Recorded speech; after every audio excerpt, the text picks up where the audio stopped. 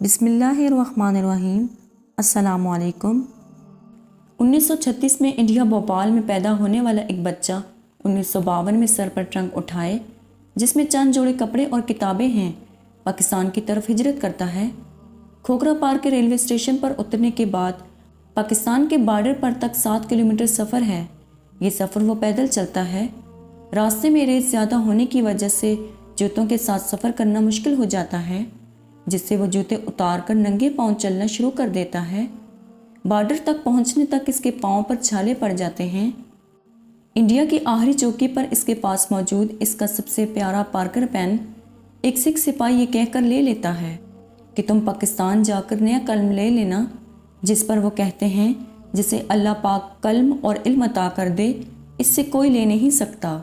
ये पेन क्या चीज़ है, अल्लाह पाक मुझे पाकिस्तान में और बहुत कुछ देगा। यह नौजवान 16 बरस यूरोप में जाकर बर्लिन की टेक्निकल यूनिवर्सिटी, हाईलैंड की यूनिवर्सिटी ऑफ डेल्फ और बेल्जियम की यूनिवर्सिटी ऑफ लियोन से पढ़ने के बाद 1976 में पाकिस्तान वापस आ जाते हैं।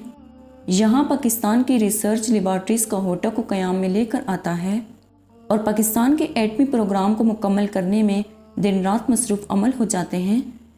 आखिरकार वो दिन आ जाता है कि जब इस नंगे पाँव चलकर आने वाले नौजवान की दिन रात की मेहनतों का समर मिलता है और पाकिस्तान 28 मई 1998 को एटमी धमाके करके पहली मुस्लिम एटमी क़ुव्वत का एजाज़ हासिल करती है। जज़ाकल्लाह।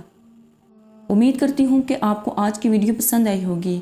मज़ीद इसी तरह की वीडियोज़ देखने के लिए हमारे चैनल को सब्सक्राइब करें। खुदा हाफिज़।